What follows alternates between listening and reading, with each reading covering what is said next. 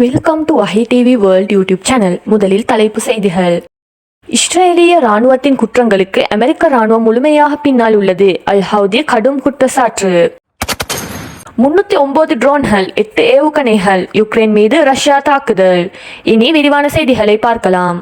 அமெரிக்காவின் ராணுவ மற்றும் அரசியல் ஆதரவு இல்லாமல் இஸ்ரேல் உயிர் வாழ முடியாது என்று யெமனில் அன்சாருல்லா தலைவர் அல் ஹவுதி தெரிவித்திருக்கிறார். மேலும் இஸ்ரேலிய இனப்படுகொலை முடியும் வரை தங்களுடைய எதிர்ப்பு நடவடிக்கை அதிகரிக்கும் என்றும் அவர் தெரிவித்துள்ளார்.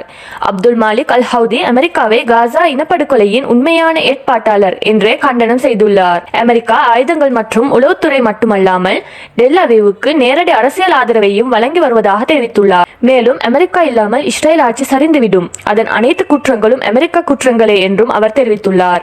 காசாவிற்கான மனிதாபிமான உதவி துளிகள் என்று அழைக்கப்படுவது பலஸ்தீன மக்களை அவமதிக்கும் ஒரு போலித்தனம் என்றும் அப்துல் மாலிக் அல் ஹவுதி கடுமையாக குற்றம் சாட்டியிருக்கிறார்.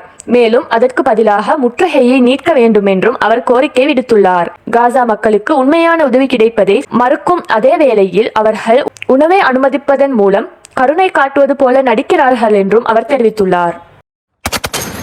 அமெரிக்க அதிபர் டிரம்பின் மிரட்டலுக்கு பிறகு யுக்ரைனில் ரஷ்யா தனது தாக்குதல்களை தீவிரப்படுத்தி இருக்கிறது.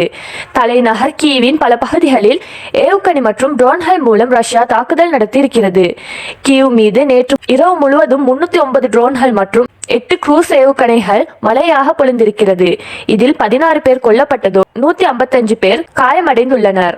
இதற்கிடையே டொனட்ஸ்கின் முக்கிய கிழக்கு பகுதியில் உள்ள மலைப்பாங்கான நகரமான சாச்சீஃபை கைப்பற்றியதாக ரஷ்யா தெரிவித்துள்ளது. ஆகஸ்ட் 8ஆம் தேதிக்குள் போர் நிறுத்தம் செய்யாவிட்டால் ரஷ்யா மீது 100% வரி விதிப்போம் என அமெரிக்க அதிபர் டொனால்ட் ட்ரம்ப் ரஷ்ய அதிபர் புட்டினுக்கு இறுதி எச்சரிக்கை விடுத்திருந்தமை குறிப்பிடத்தக்கது. மேலும் இது போன்ற பரபரப்பான செய்திகளுடன் விரைவில் சந்திப்போம். உங்கள் ஆதரவும் எங்களுக்கு முக்கியம்.